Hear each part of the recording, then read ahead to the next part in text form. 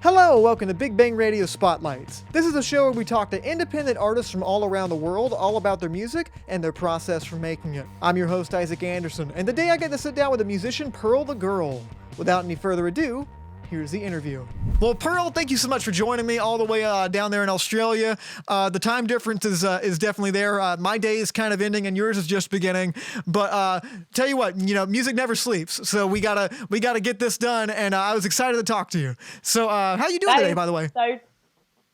I'm very good. That's so true. Music does never sleep. And it is 10 p.m. somewhere, so I feel like I should crack open a beer or something.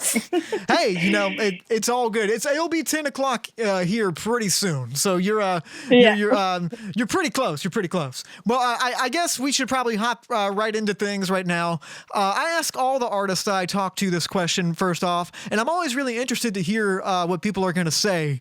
And that question is, what is your first musical memory? Kind of like as far back as you can really think, what's the first time that like you have a memory associated with music?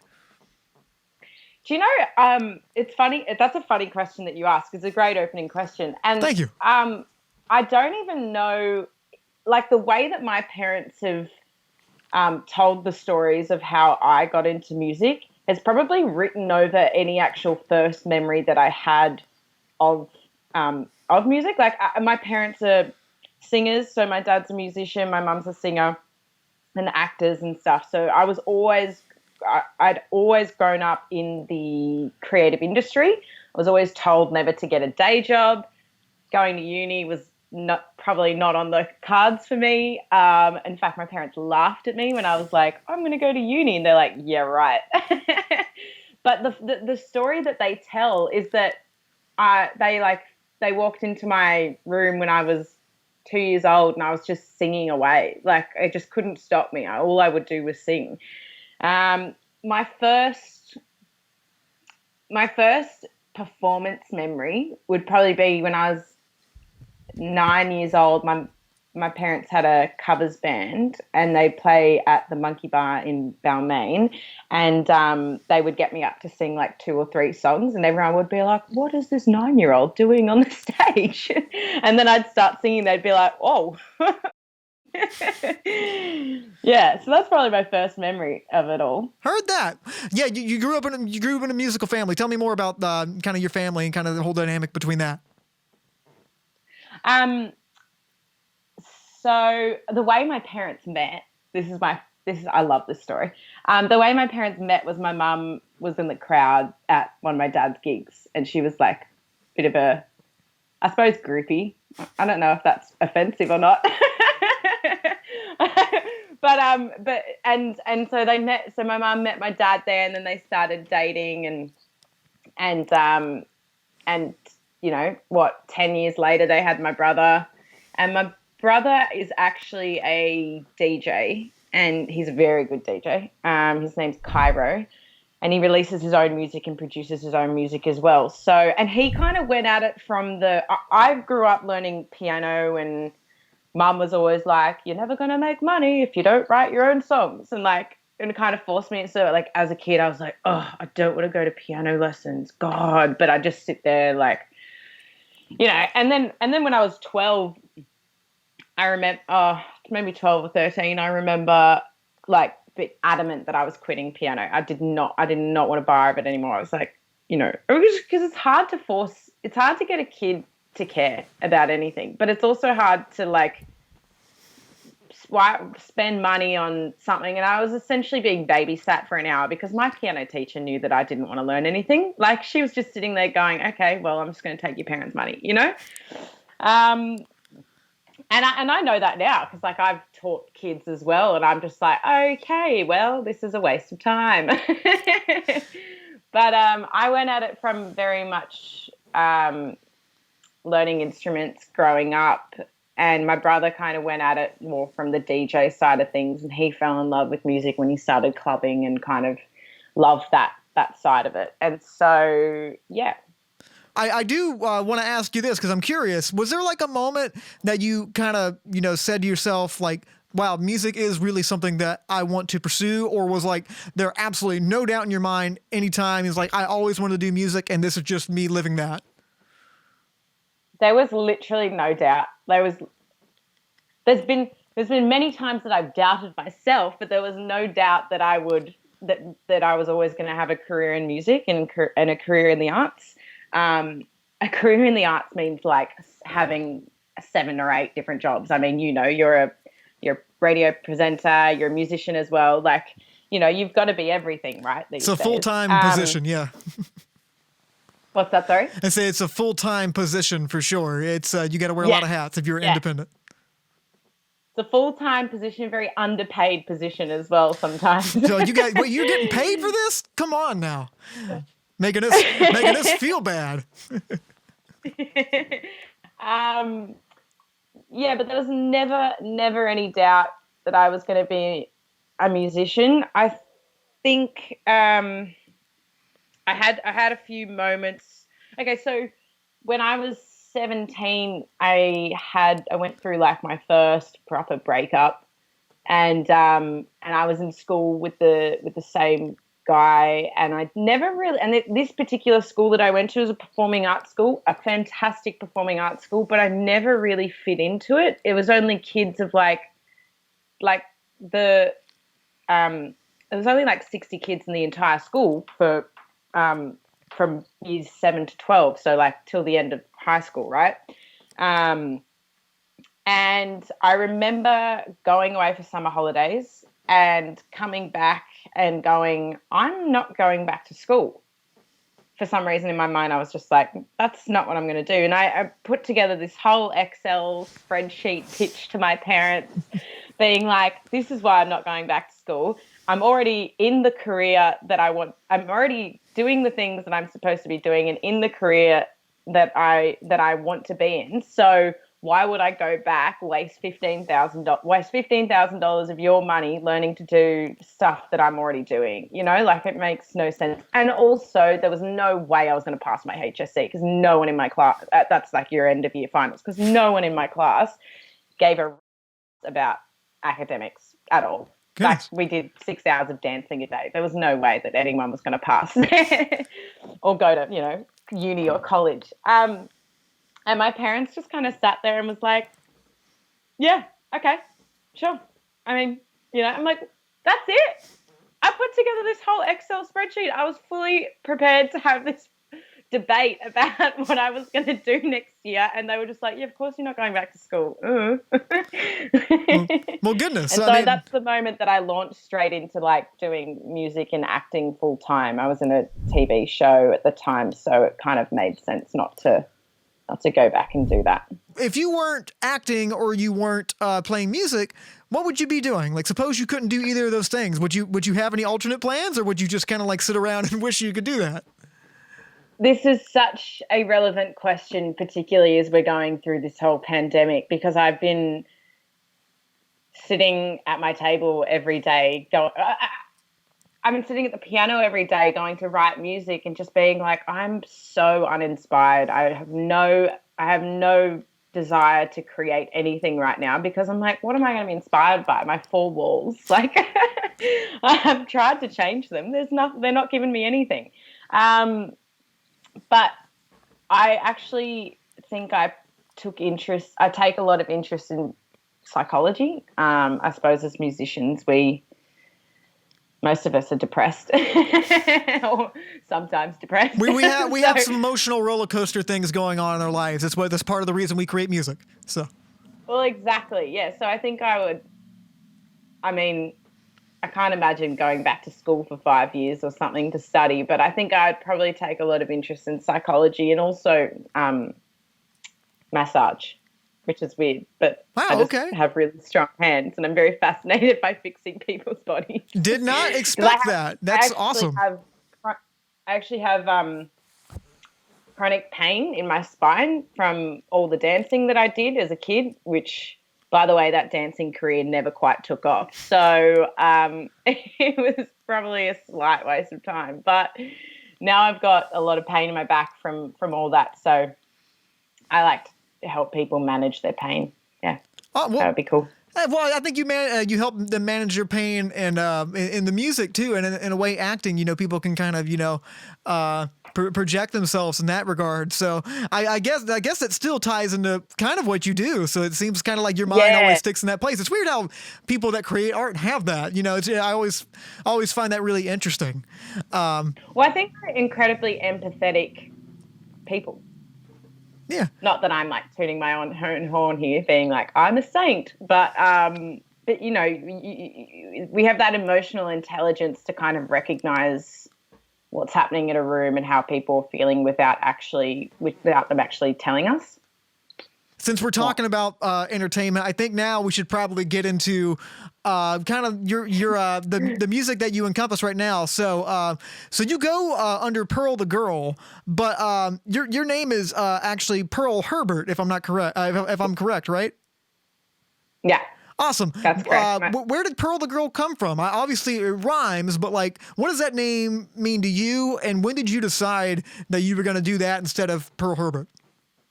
I've always been called Pearl the Girl. Like, I feel like it's just one of those things that, especially for Australians, like we're always down for a nickname, and if we can't shorten it, we'll make it longer. And so Pearl the Girl has always been, as a kid growing up, my aunties and uncles would call me that.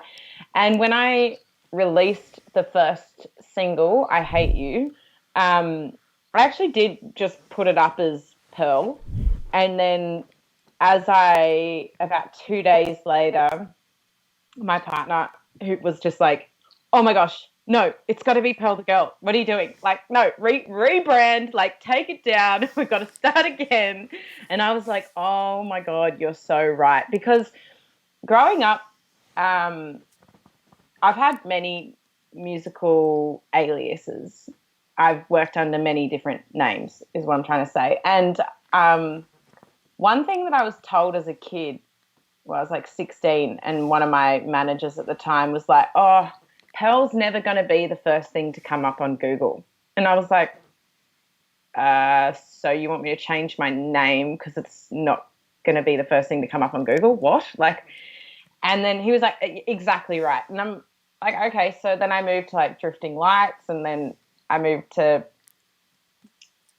I don't know, I don't even remember the rest of the names because they didn't feel like me. Like, they were so far from me. I tried to come up with these names that would, stand out more, but it never felt quite like me. And I was making electronica music back then.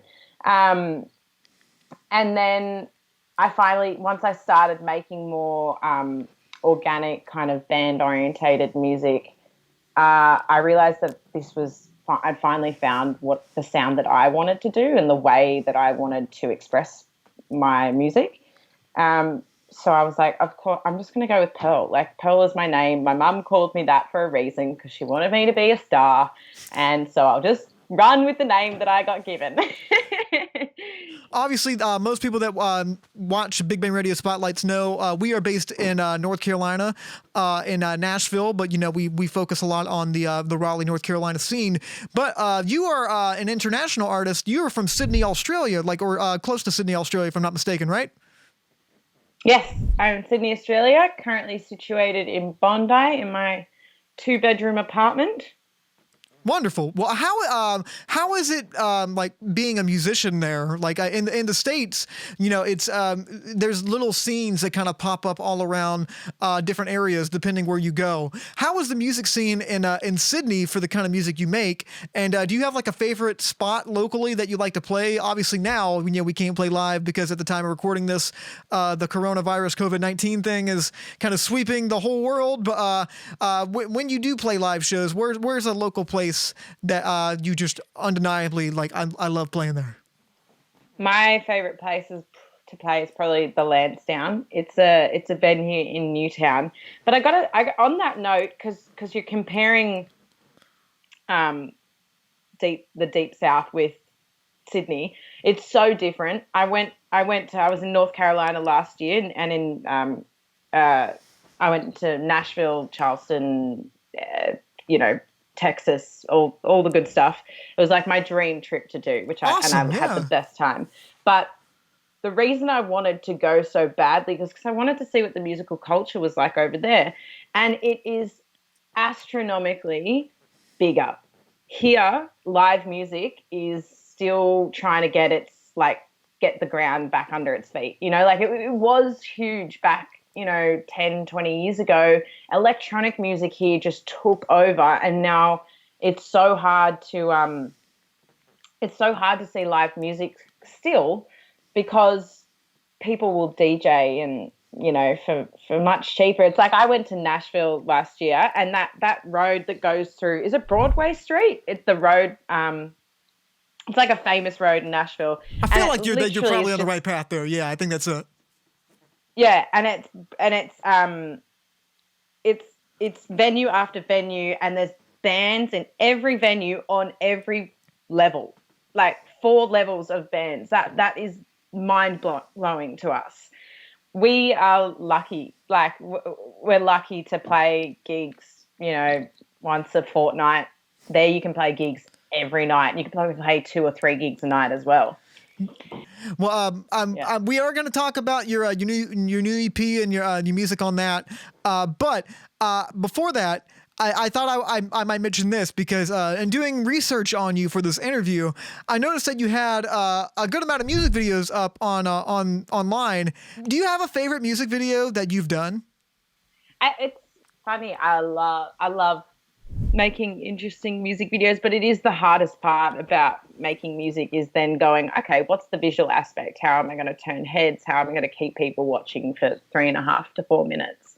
One of my favorite ones is probably I Hate You, just because it was a super simple idea, and it was like filmed in a matter of 2-3 hours, and it was wow, really? super simple and super effective. Yeah, awesome. Yeah, because all that was, because I'm singing really, it appears that I'm singing really fast, right? But all we did was just slow down the track by however many seconds, and then shot in a certain frame time, and so that when you speed it up after, it matches directly the same time as the song. And so it was funny though, because I was literally like, I like drinking, and it was so slow to film, and it felt so stupid. But after, when it was done, it looks awesome. Yeah, so it's probably my favorite. Although I do really like my single-use plastic video clip, because I think that's when I decided to put a bit more money into it and kind of work in a studio and get some fancy lights and feel like a real pop star, So single-use plastic, tell me a little bit more about maybe the writing of that and what people can expect for like the full release. Single-use plastic is a song about single-use friendship. So it's actually, despite what the video clip insinuates, it's not about a relationship, like a love relationship. It's about a friend. And it's about a friend who, I think everyone has one of these people, but like they're up for a fun time, and they'll tell, and when you see them, they'll tell you all their problems and chew your ear off, and all of a sudden you're offering all this advice that you've offered over and over and over again. And those people that don't really listen or take it on board, or do anything about their problems. So I wrote this song kind of as an ode to that, to single-use friendship. To the music video, though, I actually have. Wait, I'll show you. Please do. So Kent is our resident house member. Oh, and goodness. Currently, that is terribly offensive, but I think he's dressed up as a nun. And he lives in our house, and I thought it would be really funny, because the whole play on words of the single-use plastic and single-use friendship was to have the opposite, the counterpart, be a mannequin. So I thought that was very symbolic of, of that. Heard that. Well, it's definitely a great song, and it's got a little. I was telling you before we started the interview, I love the synth part in there. It's got like this kind of dark, kind of like a rock tone, kind of with these poppy hook elements. It's a lot of fun, and it's really great. And also, I really love how much thought and work you put into crafting the songwriting and crafting the music. You definitely have a talent for this, and you definitely your music definitely does reach a lot of people. Considering I'm in the States and you're Australia, it definitely has reached a ton of people, and it's very great. And if people want to keep up with all that is happening with Pearl the Girl, how would they find you on social media? They'll find me on social media. My handle is I am Pearl the Girl. And my EP will be out on June 16th, and it's called Oh Dear EP. Wonderful. Well, thank you so much for being with us, Pearl. I really do appreciate it. It's been a lot of fun. But before we go, I did have one more question I wanted to ask you. I ask all my guests before they leave because I know you, like we discussed a little earlier, you have an acting background. I also have an acting background, and I also love film. I grew up making videos. I studied film. I review films actually here at the station and have a show called Big Bang Cinema where we talk about movie news and all that stuff that's happening in that world. Yeah. And I don't know if you've seen any of our interviews and seen me ask this to anybody else, but this is always one of my favorite parts, but this is always the hardest one for people to answer. What is your favorite movie? Princess Bride. Whoa, you answer that fast. Goodness. Yeah, I didn't want to think about it because I've always said that Princess Bride is the best movie that brings everyone together. There's something for everyone in there. It brings like the action fighting with the love and the romance, and it's the perfect movie for couples to watch. Thanks to Pearl the Girl for sitting down with me and talking all about her music. If you guys want to see more interviews just like this, you can go to facebook.com/Studio67NCC, youtube.com/NashComCollege, or you can find us on Instagram at Studio67NCC. Thank you all for watching. I'm Isaac Anderson, and until next time, stay lovely.